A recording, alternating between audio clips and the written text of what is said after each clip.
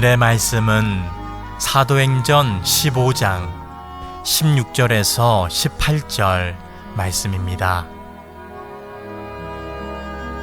이후에 내가 돌아와서 다윗의 무너진 장막을 다시 지으며 또 그 허물어진 것을 다시 지어 일으키리니 이는 그 남은 사람들과 내 이름으로 일컬음을 받는 모든 이방인들로 주를 찾게 하려 함이라 하셨으니 즉 예로부터 이것을 알게 하시는 주의 말씀이라 함과 같으니라. 아멘. 네, 우리 주일 2부 예배 오신 여러분을 환영하고 축복합니다. 오늘 다윗의 무너진 장막을 다시 지으며 라는 제목으로 하나님 말씀 전하겠습니다. 우리 6월, 7월, 8월 벌써 무더운 여름이 잘 지나가고 있고 잘 견디고 이겨내신 여러분들에게 또 하나님의 크신 은혜가 있게 되기를 바라겠습니다. 저는 좋아하는 거 많습니다. 먹을 것도 좋아하고요. 또 어디 여행 가는 것도 좋아하고요. 좋아하는 그런 어떤 삶의 인생의 종류가 너무 많습니다. 운동하는 것도 굉장히 좋아하고요. 또 시원할 이런 또 도서관 같은 데 가서 서점 같은 데 가서 잠깐 쉬면서 책 보고 이렇게 있으면 다 모든 피곤도 무너지고요. 참 좋아하는 그런 어떤 하나님이 저한테 주신 삶의 어떤 영역의 문화와 또 그런 누림들이 굉장히 많이 있습니다. 또 음료수 같은 것도 좋아해서요. 콜라 먹고 그러면 시원해지고요. 뉴스에서는 절대 이런 거 탄산이 술과 같다. 그런 간에 영향력 미치는 이런 거 많아서 나쁘긴 하지만 그래도 그냥 소소하게 그런 거 먹고 또 시원해지고 이러는 것도 좋아하고요. 참 많이 있습니다. 그런데 제가 제일 좋아하는 것 중에 하나가 뭐냐면 저는 집을 좋아합니다. 집돌이는 아닙니다. 집을 나오는 것도 좋아하고 바람 쐬는 것도 좋아하지만 궁극적으로 저는 집이 굉장히 좋습니다. 가정이 좋습니다. 가정에 가면 저의 마음을 역시 이해하는 거는 가정입니다. 저희 아이 벌써 첫째 딸은 10살인데요. 제 이야기를 다 이해합니다. 가끔은 깜짝 놀랍니다. 멘토가 되기도 합니다. 이렇게 차 타고 운전하고 가다가 별 이렇게 그냥 어른들 이야기 같은 거 이렇게 던지는데 아빠 이건 이렇게 하면 돼 하고 이렇게 나름 자기 이야기를 얘기하는데 다 맞는 이야기를 하고 내 어떤 생각을 충분히 반영하는 그런 감정을 이해하는 이야기를 합니다. 그럴 때 위로를 받기도 하고요.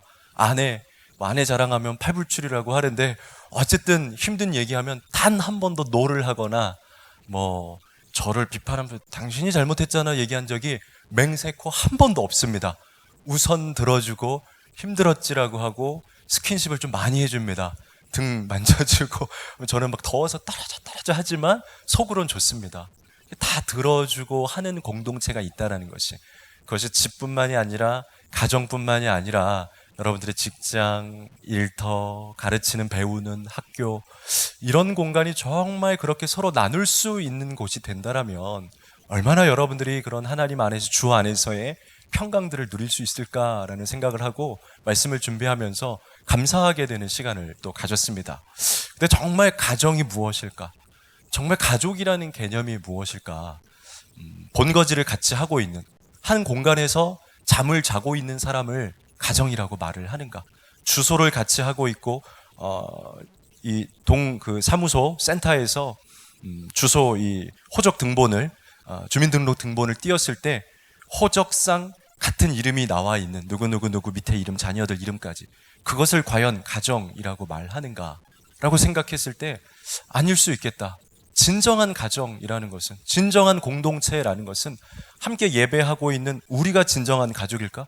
그것도 아닐 수도 있겠다. 그냥 모여 있고 뿔뿔이 흩어지는 공동체를 과연 정말 하나의 공동체라고 말할 수 있겠는가? 아니 그것도 아닐 수 있겠다라는 생각을 해보았습니다. 그럼 정말 하나의 연합으로 이루어진 진정한 공동체는 무엇인가? 진정한 하나의 그런 어떤 조직은 무엇인가? 첫째는 제가 생각하는 기준으로 첫째는 친밀감입니다.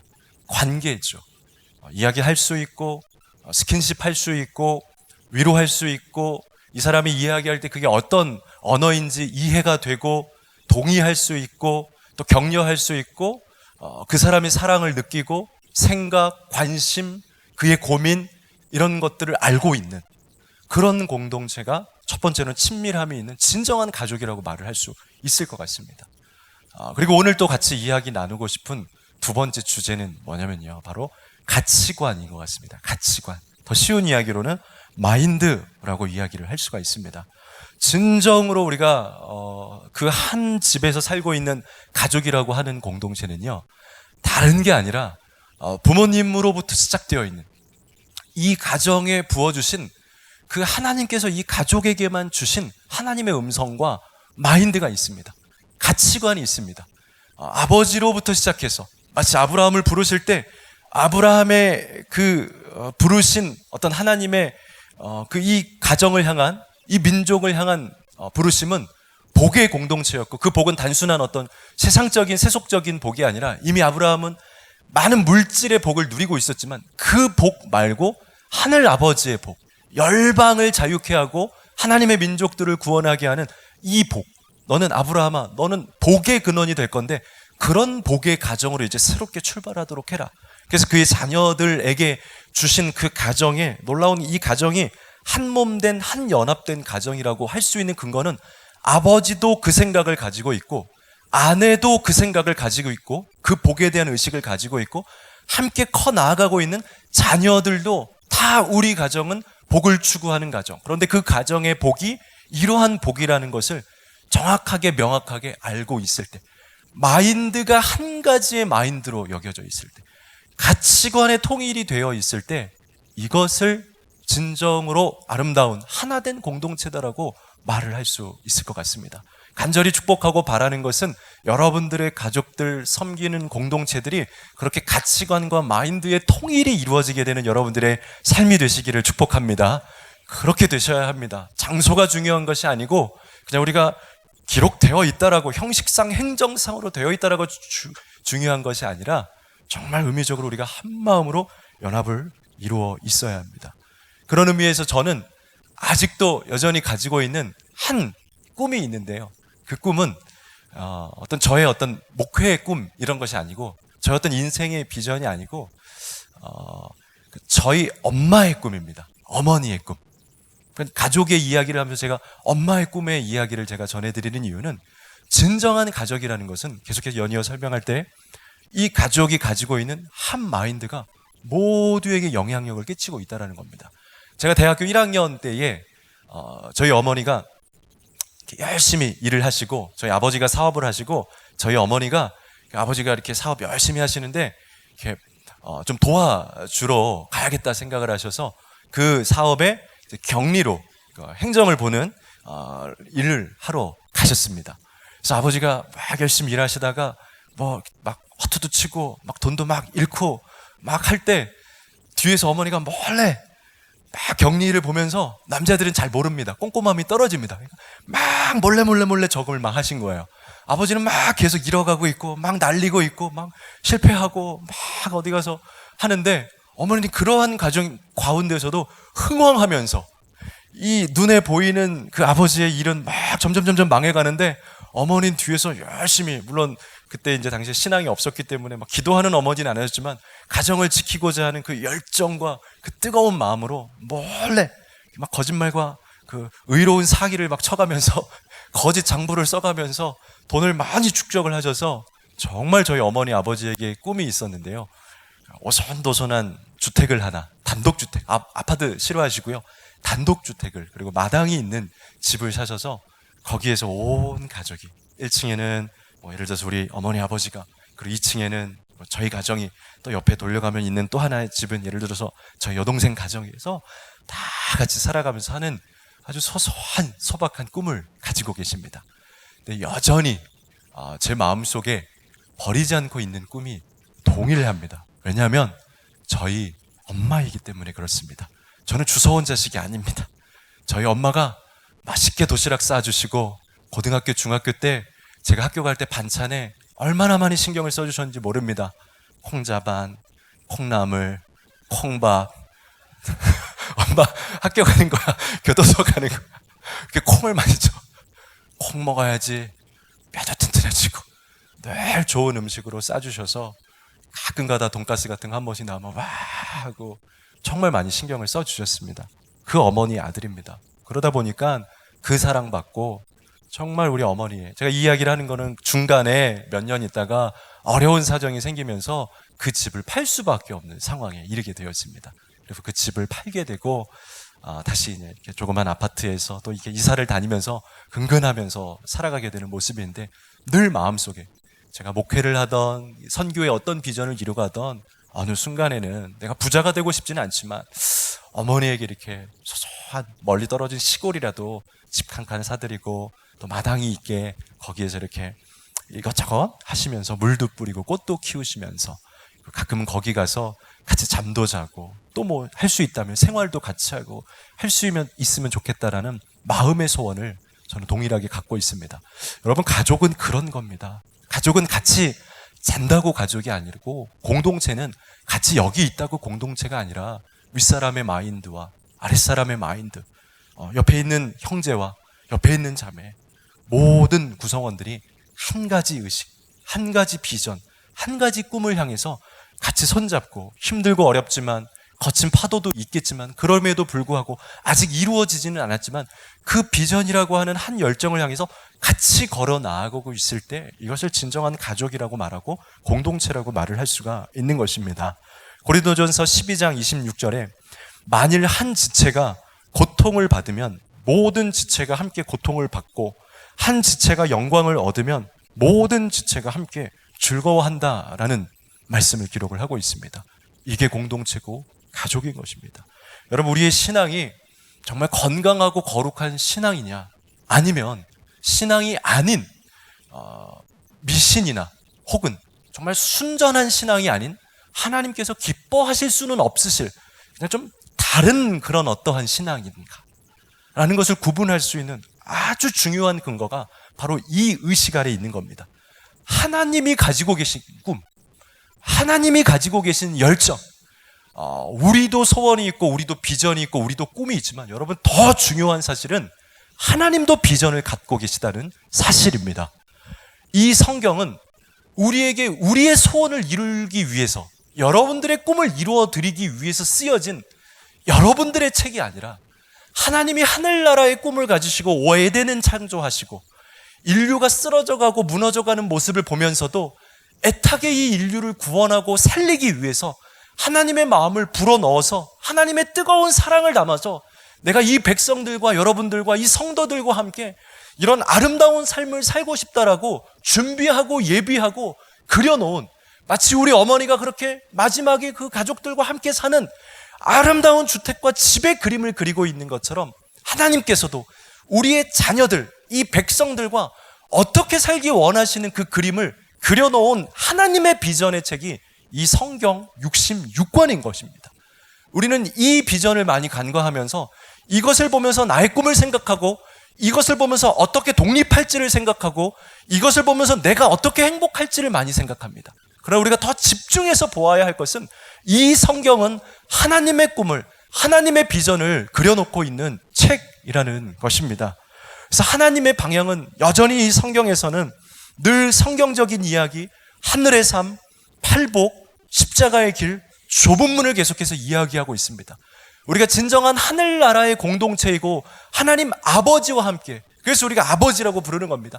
하나님 아버지와 함께 그 자녀된 삶을 살아가고 있다라면 우리는 동일하게 하나님의 꿈을 이루어드리고 하나님의 비전을 위해서 늘 생각하고 고민하고, 내 직장을 다니고 있지만, 내 가정의 삶을 하고 있지만, 내 자녀들을 키우고 있지만, 늘 마음 한켠에는 하나님의 집을 지어지기 위해서, 그 공간을 만들어 드리기 위해서 늘 여전히 마음에 안타까워하고 어떻게 그 비전을 이루어 드릴지에 대한 관심과 목표와 열정이 있을 때, 그것을 우리는 하나님 나라의 백성이라고 말을 한다는 사실을 여러분 믿으시기를 바라겠습니다. 그리고 그렇게 살아가는 우리 여러분들이 되어주시기를 부탁을 드리겠습니다. 그때 교회는 교회가 되는 겁니다. 그때 이 공동체는 하나님과 상관이 있는 공동체가 되는 것입니다. 오늘 이 시대에도 얼마나 많은 공동체들이 하나님과 상관없는 예배를 드리고 있고, 하나님과 거리가 있는 모임을 하고 있고, 구원과는 전혀 연결되어 있지 않은 신앙생활을 하고 있는지 모릅니다. 정말 하나님과 상관이 있다는 것은 그렇게 하나님이 무엇을 원하시는지를 생각하는 것입니다.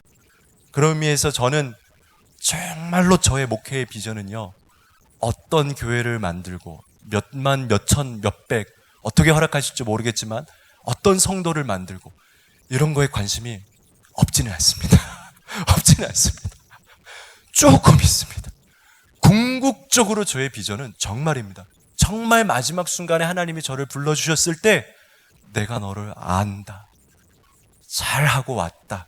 그겁니다. 정말 아직도 여전히 두렵고 떨리는 건 내가 너 누군지 모르겠다. 너 목회하고 교회하고 선교하고 열심히 살았는데 그게 정말 나의 꿈이었는지 모르겠다. 너의 탑은 많이 쌓았는 줄 모르겠지만 나는 너를 잘 모르겠다. 이게 제가 제일 두려워하는 목회관입니다. 여전히 제가 아직도 강단에 오르려고 하면 그래도 거짓말하지 못하고 여러분 신방하고 목회할 때 그래도 다른 거 하지 못하는 이유가 뭐냐면 제 안에 그런 목회관, 그런 양심이 있게 하나님 앞에서만은 내가 철저하게 잘하지 않아도 좋아하니까 잘못 가지 않은, 그릇되게 가지 않은, 하나님이 모른다 하시지 않는 그런 바른 길만 가자. 이게 저의 첫 번째 목표이고 그 다음에 그 안에서 내가 어떤 목표, 어떤 교회, 어떤 선교, 어떤 예배, 이건 두 번째입니다. 저는 하나님의 뜻을 이루어 드리고 싶은 것입니다. 그런 의미에서 오늘 본문에 나와 있는 이 본문 사도행전 15장은요 굉장히 중요한 계시이고 역사이고 사건입니다. 성경에 나오는 메인 주제이고요 오랜 시간 잊혀져 있었던, 그러나 사도들이 다시 발견해서 끄집어낸 진리입니다. 하나님의 관심이고 초대교회의 아주 중요한 핫 이슈입니다. 초대교회에 문제가 생기기 시작했습니다. 예루살렘 교회가 막 부흥을 하고 하나님 말씀 전할 때 흥황한 역사들이 일어나기 시작했습니다. 그리고 많은 핍박이 오다 보니까 교회가 또 흩어지고요. 안디옥에 또 안디옥 교회가 흩어져서 생기게 되었습니다. 하나님의 말씀이 열방으로 전해지고 복음이 증거되기 시작했습니다. 근데 문제가 무엇이냐? 원래 이 백성들이 가지고 있었던 이 제자들의 마인드는 유대의 마음입니다. 유대인들에게 먼저 하나님의 복음이 있다라고 생각하고 선민의식이라고 해서 우리에게 하나님의 구원이 있지. 이 유대인들이 아직 예수 그리스도를 모르고 있는데 하나님만 알고 야훼 하나님만 알고 있고 예수 그리스도를 모르는 유대인들에게 예수 그리스도를 전하자라고 하는 유대인에게 속해 있는 복음의 논리를 가지고 있었습니다. 근데 복음을 전하다 보니까 예수님도 그렇게 했던 것처럼 이방인도 만나게 되고 아픈 자들도 만나게 되고 약한 자들도 만나게 되는 겁니다. 그러다 보니까 그들이 말씀 전하고 또 멀리 있는 이방인들이 말씀 전하고 있는데 넌 듣지 마, 나가, 이렇게 할 수는 없지 않습니까? 근데 역사가 어디에 일어나냐면 자꾸 유대인들한테 일어나는 것이 아니고 여기 많은 부류들이 있는데 자꾸 이방인들한테 기적이 일어나는 겁니다. 이방인들이 죽은 자가 살아나고 절름발이 다리 일어나고 하면서 이방인들이 자꾸 영접하고 등록카드를 제출하는데 유대인이 아니라 이방인 자꾸 나오는 겁니다. 그래서 처음엔 이게 어떻게 된 일일까라고 생각하면서 이들이 고민하고 이방인을 받아들여도 되는 건가? 그럼 이방인들은 받아들였는데 얘네들은 또 살아온 배경을 보니까 유대인하고 너무 틀린 거예요. 특별히 사도행전 15장에 나오는 중요한 주제는 뭐냐면 할례의 문제입니다. 유대인들은 난지 8일 만에 아브라함 때부터 시작했습니다. 아브라함이 그 귀한 믿음의 여정을 떠나고 있을 때 중간에 하나님께서 이 약속을 확증해 주시기 위해서 어느 날 갑자기 나타나셔서 할례해라. 이미 너희 문화에 이런 것들이 있지만 이젠 이스라엘 유대인들 너희도 이 할례를 해라. 난지 8일 만에 해라. 너도 해라. 종들도 해라. 남자는 다 해라. 해서 자기 종들까지 다 할례를 줍니다. 그 문화와 그 영적인 하나님을 향한 세례와 할례의 의식이 유대인들에게 있는데 이방인들 벌써 나이가 20살, 30살, 40살 많이 섰는데 이제 와서 할례를 받으십시오. 안 받으면 믿음을 줄 수 없습니다. 이게 너무 논쟁이 되는 거예요. 그러면서 자기들끼리도 자꾸 이야기하고 할 때 받아는 드리는데 할례 받지 않은 것들 구원 받았을까? 이런 서로의 질투, 경쟁, 미움, 이런 심리들이 너무 많은 겁니다. 그래서 이것에 대해서 어떻게 풀까에 대해 사실은 이것을 풀기 위해서 이 이방인들의 구원 문제, 이방인들의 할례 문제를 풀기 위해서 예루살렘 교회와 안디옥 교회 대표자들이 모였습니다. 오늘 거기에서 이 사도들이, 장로들이 열띤 토론을 하면서 하나님이 과연 이 세상의 일들을 어떻게 풀어가실까? 하나님이 이 이스라엘의 선교의 역사를 어떻게 역사하실까? 이방인들을 향한 하나님의 눈이 어디 있을까? 그들의 어떤 세계관에 대해서, 영적인 가치관에 대해서 이야기를 나눕니다. 자기의 이야기들을 발표하고 그들이 만났던 이방인에 대한 간증도 하고, 제가 이방인들을 만나봤는데요, 이렇게 구원을 받더라고요. 예수를 영접하더라고요. 좀 아리까리하지만 저도 좀 은혜를 받았습니다. 하나님의 뜻이 있는 것이 아닐까요? 또 반대되는 사람들은 그래도 이스라엘의 하나님, 여호와 하나님, 이삭의 야곱의 하나님인데 그럴 수 있습니까? 이야기를 하다가 야고보에게, 이때 의장이 야고보입니다. 대표 수장이 야고보입니다. 예수님의 동생 야고보를 말하는 거예요. 제자 야고보가 아니라, 사도 야고보가 아니라 예수님의 동생. 예수님 당시에는 별로 활동을 안 했습니다. 그러나 부활하신 그 예수 동생에 대한 이야기, 어머니와의 어떤 그런 관계들을 통해서 회심하고 다시 이 사도의 길을 걸어서 이제는 예루살렘 교회의 수장이 됩니다. 의장이 됩니다. 근데 이 야고보에게 하나님의 말씀이 임했습니다. 계시가 임한 겁니다. 그래서 그동안 그들이 자기들의 간증, 자기들의 생각, 자기들의 의견, 근데 오늘 말씀에 성경 말씀, 구약 아모스에 나오는 하나님이 예언으로 주셨던 희미한 말씀을 야고보가 깨닫게 됩니다. 얼핏 보니까 이방인들에 대한 이야기가 자꾸 나오는데 하면서 마음에 딱 깨달아지는데, 그 말씀이 오늘 16절하고 17절인 겁니다. 한번 같이 읽어보도록 하겠습니다. 16절과 17절 같이 한번 읽도록 하겠습니다. 우리 성경책 뒤에도 괜찮습니다. 예, 맞습니다. 16절, 17절 연이어서 읽겠습니다. 시작. 이후에 내가 돌아와서 다윗의 무너진 장막을 다시 지으며 또 그 허물어진 것을 다시 지어 일으키리니 이는 그 남은 사람들과 내 이름으로 일컬음을 받는 모든 이방인들로 주를 찾게 하려 함이라 하셨으니. 아멘. 야고보가 이 말씀이 깨달아진 겁니다. 가만 보니까 이방인이 돌아온다는 이 얘기는 아모스 선지자로부터 이미 예언이 돼 있고 선포된 말씀이다. 그런데 이 이방인들이 돌아올 때 함께 있게 되는 중요한 사건이 있는데, 다윗의 장막. 이 장막은 이미 사라졌고 성전으로 옮겨졌고 다 했는데 하나님이 이 다윗의 장막을 원하시는구나. 그리고 이 무너진 다윗의 장막이 그때의 그 예배와 순결한 하나님을 향한 그 이스라엘 백성들의 온 전심전력의 예배가 다시 세워지기를 원하는구나. 그때의 이방인들이 돌아오게 되는 역사가 있게 되는 거구나. 하나님이 이것을 기다리고 계시고 하나님이 이 가장 큰 소망과 꿈을 가지고 계시다라는 것을 야고보 사도가 기억하고 선포하면서 이 예루살렘 회의를 종결을 짓게 됩니다. 말씀에 기록되어 있는 겁니다. 무너진 다윗의 장막을 세우기 위해서 그 마인드로 모든 백성들이 올인하여 원팅하여 예배하고 전심전력으로 달려가게 될 때, 그 예배가 세워질 때 함께 또 한 가지 축에서는 이방인들과 열방과 모슬림들과 또 연약한 자들, 병든 자들, 아픈 자들이 다 하나님 앞에 돌아오게 되는 선교의 완수가 있게 될 것이다. 이게 하나님의 관심이고 이루고 싶어 하신 우리 아버지. 저는 저의 목회의 비전을 없습니다. 이 비전을 이루어드리고 싶은 겁니다. 왜? 하나님이 이 꿈을 갖고 있기 때문에. 이것을 마련해 드리는 것이 아들된 자녀된 본입니다. 제가 무엇을 만들고 제가 어떠한 사역을 하고는 중요치 않습니다. 이 사역을 해드리는, 이게 하나님의 관심인 겁니다. 여러분, 그러면 다윗의 장막이 무엇인가? 우리가 어떻게 다윗의 장막을 세워야 하는가? 여러분, 다윗의 장막은 다윗이 예배드리던 허름한 텐트입니다. 다윗의 시대의 예배는 기브온 산당이라고 해서 당시에는 산당들이 존재합니다. 특별히 기브온에는 성막에 그 물품들을 다 거기다 보관해 놓고 제일 핵심이 되는 메인 예배 제사의 장소였습니다. 그런데 이곳에 중요한 문제가 하나가 있었습니다. 법궤가 없는 겁니다. 법궤가 있습니다. 건물도 있고 기구들도 있고 마이크도 있고 강대상도 있는데 임재가 없는 겁니다. 법궤가 상당하는 구름 기둥과 하늘의 문이 없는 겁니다. 예배는 드리고 있지만 허전한 겁니다. 행사는 진행되고 있지만 하나님의 역사에 감이 없는 겁니다.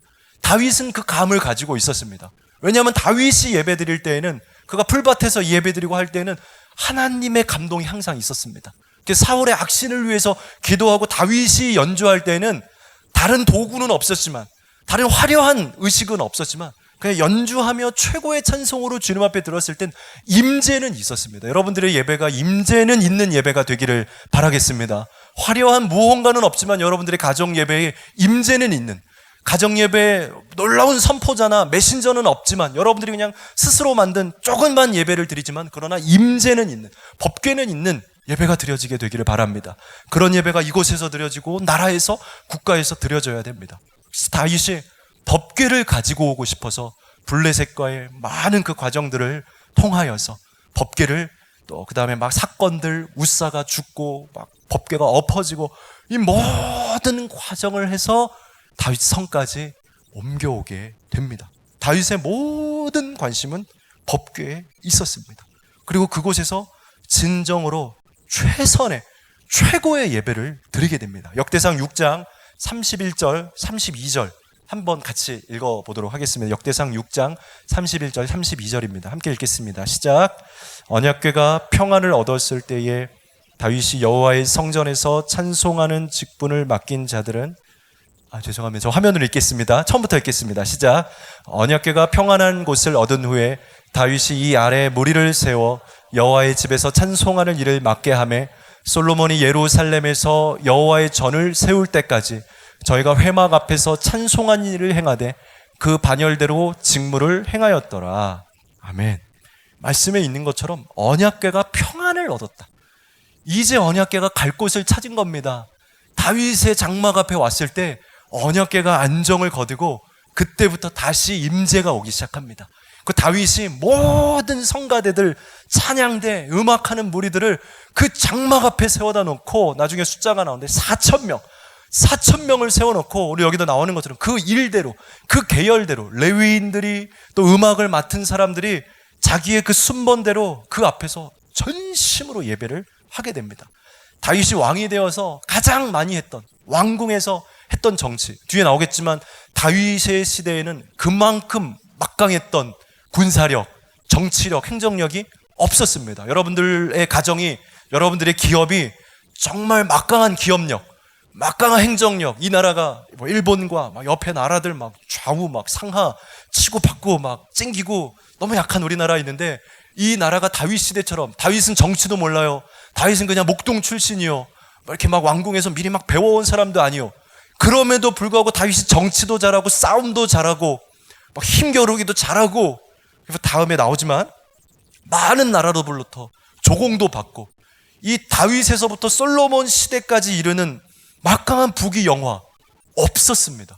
이때 말고 없었습니다. 여러분 아시는 것처럼 이전에는 계속해서 광야에서 또 왕들이 나오긴 하지만 막 시름시름 막 하고 사울이 생쇼하고 막, 이 뒤에는 더 심합니다. 볼 필요도 없이 막장 드라마, 모든 왕들 다 범죄하고 바벨론 포로가 아수르한테 때려 맞고 완전 거짓 부릉탱이 그냥 됩니다.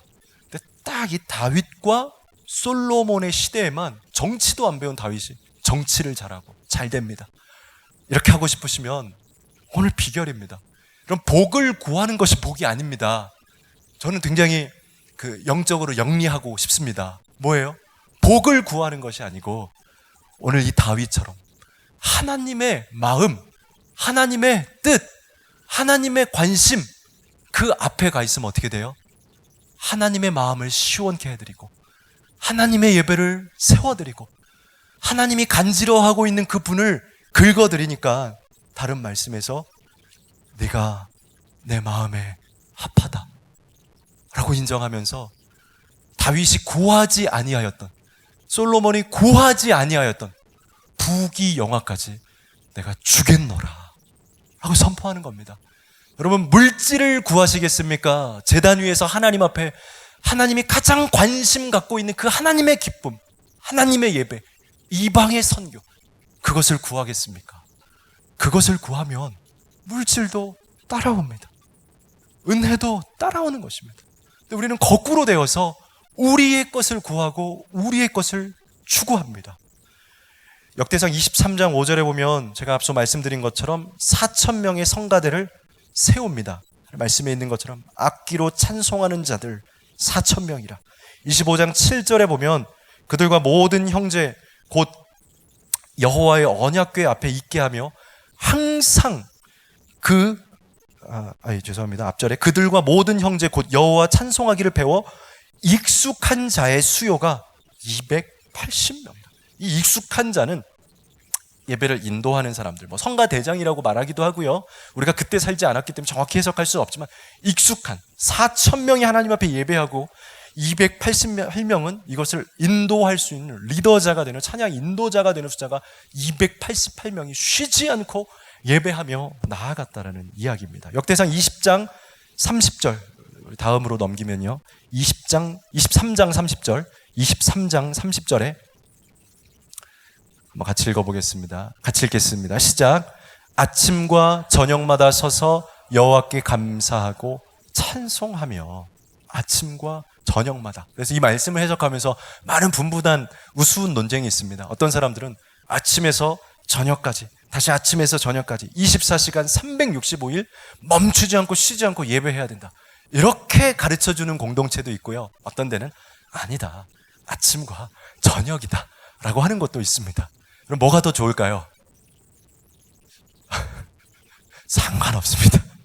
의식적으로, 의미적으로 다윗이 주야로 밤낮 쉬지 않고 그 마음을 항상 기뻐하라, 쉬지 말고 기도하라. 그러면 쉬지 않고 계속 기도하고, 지금도 여러분 이미 입을 안 뜨고 기도 안 하는 겁니까? 그런 의미가 아니죠. 뭐 둘 다 좋습니다. 쉬지 않고 예배를 움직이는 것도 좋습니다. 그 마인드가 너무 좋습니다. 어쨌든 그러한 열정으로 하나님의 제단, 다윗의 법궤에서처럼, 다윗의 장막에서처럼 예배하는 사람들이 있었을 때 하나님의 마음이 너무 시원한 거예요. 제가 한 몇 년 전에 결혼을 하고 초창기에 저희 어머니 아버지를 모시고 이제 결혼했으니까 아들된 마음으로 이제는 좀 내가 그 부부가 아니라 그 어버이날 때 식사를 대접해드리고 귀한 아버지 선물, 어머니 선물 모셔야겠다 하고 좋은 비싼 뷔페로 모셨습니다.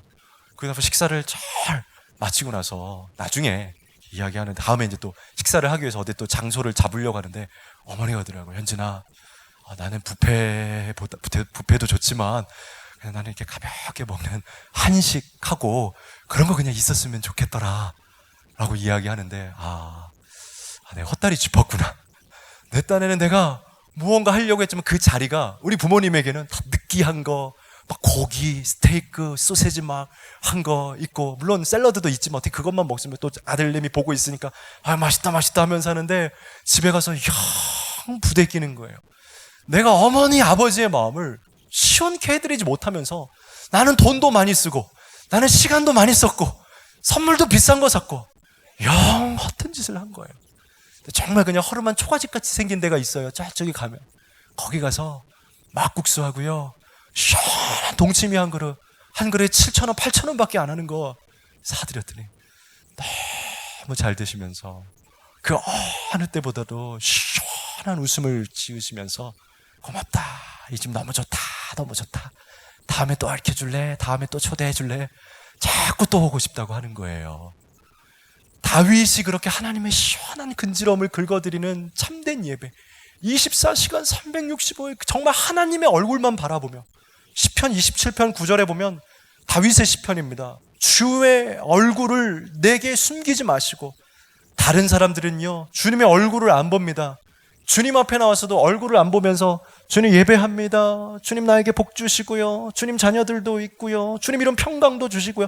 그들의 눈은 다른 얼굴들을 많이 보고 있는 겁니다. 다윗은 늘 하나님의 얼굴을 보면서 하나님 당신의 얼굴 가까이 왔습니다, 당신의 위로가 필요하고요, 당신 감사하고요, 하나님 당신을 찬양합니다. 주의 얼굴을 내게서 숨기지 마시옵소서. 나를 버리지 마시옵소서. 떠나지 마시옵소서. 하나님의 얼굴을 관심을 갖는 교회, 하나님의 얼굴에 관심을 갖는 목회자, 하나님의 얼굴에만 관심을 가지고 있는 성도, 그때 하나님의 마음이 시원해지면서 이 아모스 선지자의 말씀은 그때가 그립다, 그때가 그립다, 그 예배를 받고 싶다. 다윗은 그렇게 했는데 이후에 다윗의 장막이 없어진 이후에는, 솔로몬 이후에 나라가 분열되면서 예배가 다 뿔뿔이 흩어지고 율법책이 구석탱이에 다 짱 박혀갖고 율법을 읽지 않는 시대가 되었을 때에 나는 너무 마음이 외롭더라. 사도행전에서 이 말씀을 발견하고 그 제자들이 다시 감동하면서 하나님은 이 예배를 원하신다. 그리고 이 예배가 열어질 때 이방인들은 돌아오게 되는 거야. 이것은 우리가 해야 할 일이야. 열방으로 선교 나가자. 그래서 이제 사도 바울은 모든 열방을 향해서 딱 두 가지 사역합니다. 예배하고 전도하고 선교하는 일.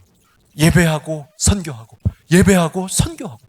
뭐 해야 됩니까 우리가? 무엇에 우리가 집중해야 됩니까? 답이 나와 있는 거죠. 어떻게 다윗의 장막을 그러면 우리가 너무 성경적으로만 봤으니까 여러분들에게 멀 수 있으니까 회복해야 되는가? 첫째, 성경적인 다윗의 장막은 이미 회복이 되었습니다. 이 말씀을 너무 제가 이렇게 집중해서 몰입해서 하면 약간 구약의 율법주의자가 됩니다. 원론적으로는 그 무너진 다윗의 장막은 예수님이 오심으로 해결이 된 겁니다. 예수님께서 이 많은 사람들이 당신 우리에게 표적을 보여주십시오라고 말을 합니다. 그때 예수님이 뭐라고 말씀하시냐면 예수께서 대답하여 가라사대 너희가 이 성전을 허물라. 성전을 허물래요. 엄청난 이거는 모독이죠. 이 성전을 허물라. 내가 사흘 동안에 다시 일으킬 것이다. 이게 아무도 무슨 말인지 모르는 거예요. 이 말씀이 무슨 말이냐. 예수님께서 다시 부활하시고 사흘 만에 살아날 거다. 무너진 장막, 무너진 예배, 무너진 구약에 끊어진 것들을 내가 부활함으로 사흘 만에 다시 일으켜 세울 거다. 다윗의 장막은 무너졌지만 살아계신 산 영이신 새 소망이신 예수 그리스도가 오심을 통해서 그리고 그 예수님께서 수가성 여인에게 신령과 진정한 예배를 이제는 드려라 라고 선포하고 계시를 한 것으로 통하여서 이제 이 제단의 예배는 신령한 예배, 다윗의 예배를 드릴 수 있게 된 겁니다. 그래서 우리는 여기에 집중하는 것이 아니라 진짜 신령으로 예배할 수 있도록 성경적인 다윗의 장막은 예수 그리스도가 오심을 통해서 이미 이루어 주셨습니다. 그래서 너무 거기에 집중하는 것도 조금은 율법주의입니다. 그러나 아까 말씀드린 것처럼 주야던 24시간이던 그것이 중요한 것이 아니라 그 당시에 드려지고 있던 두 번째 영적인 다윗의 장막, 영적인 의미, 이것은 우리가 여전히 회복해야 될 우리의 숙제이고 과제입니다. 이 장막에서는 4,000명이 찬양했고요. 288명의 인도자들이 예배를 인도했고요. 그곳에서는 시와 찬미와 신령한 노래들이 선포되었고요. 많은 예언들이 쏟아져 나오고 그곳에서 많은 시편들이 기록되어지고 많은 마지막 때에 있어야 될 하나님의 계시들이 풀어져서 내려놓게 되었습니다. 그곳에서는 앉지 않고 서서 모두가 예배했고요. 임재가 충만할 때 모두가 엎드려서 땅에 엎드려져서 하나님의 경배 앞에 예배했고요. 형식도 없고 성전의 도구들도 없고 하지만 법궤의 임재는 충만하여서 그들이 진정으로 자유하게 하나님 앞에 놓는 예배의 많은 방법들, 박수치고 뛰며 경배하며 무릎 꿇고 이런 자기의 것들이 완전히 몰입되고 동원돼. 왜냐하면 다윗이 그렇게 예배를 했기 때문에 그렇습니다. 구약의 예배를 최초로 다윗이 그 의식에 매이지 않고 자기의 체면에 매이지 않고 법궤가 들어올 때 다윗은 띠을 치며 옷이 벗겨지며 하는 예배를 다윗이 드렸습니다. 그래서 다윗의 장막에서의 예배는 체면이나 신분이나 직분이나 형식 없이 완전한 최고의 그분을 향한 경배. 내가 박수를 잘하면 박수를 개발하십시오. 박수를 잘 치는 사람들 여기 많이 나타나게 되기를 주님의 이름으로 축원을 드립니다. 나는 찬양하면 박수는 나지 빠른 찬양 나오면 따따따따따따따따따따 막 나는 이렇게도 치고 이렇게도 치고 나오고 나는 높은 음은 나지 화성도 많이 낳는 우리 성도들 나타나길 바랍니다. 인도자가 막 찬양을 부르는데 화성을 막 알토로 막 놓고 막 찬양하다 갑자기 성경을 뒤적뒤적 그러면서 나는 하나님이 주시는 난 찬양만한 말씀과 감동을 많이 주셔. 하나님 주시는 마음으로 나는 말씀을 많이 깨달아야지. 찬양하는데 저 뒤에서는 말씀을 자꾸 보는 눈에 거슬리는 그러나 거슬리지 않는 말씀을 보고 있는 또 그런 성도들도 많이 나타나게 되기를 바라겠습니다. 은사가 다르고 여러분들에게 주시는 것들이 다 달라요. 다 다윗과 같은 예배자들이 될 수 있습니다. 다윗의 장막에선 그게 된 거예요. 딱 2세대 동안 다윗과 솔로몬의 성전. 그 이후에 그의 아들들이 성전이 갈라지며 나라가 분열되면서는 다 잊어버린 겁니다. 그것을 통해서 이방의 문이 열어지게 되는 기독교의 핵심 주제, 이것이 바로 다윗의 장막인 것입니다. 우리가 진정한 하나님과의 가족이라면, 한 몸이라면 하나님의 꿈과 소원에 우리는 관심을 가져야 합니다. 하나님의 꿈은 다윗의 장막을 다시 영적으로 의미적으로 회복하는 것이고, 그러한 순전한 예배를 통해서 그 안에서 흘러나오는 건강한 복음을 통해서 말씀의 흐름을 통하여서 열방의 문들이 열어지고 연약한 자들에게 그 하나님의 예배에 흘러넘치는 은혜가 그들에게로 흘러가는 겁니다. 이것을 하나님은 소원하고 기다리고 계십니다. 하나님이 그토록 기다리고 원하셨던 다윗의 장막의 아름다운 예배가 이곳에서, 우리의 삶에서, 여러분 가정에서 이제 전심으로 여러분들의 목표가 그렇게 살게 되시는 여러분들 되시기를 간절히 주님의 이름으로 부탁을 드리겠습니다.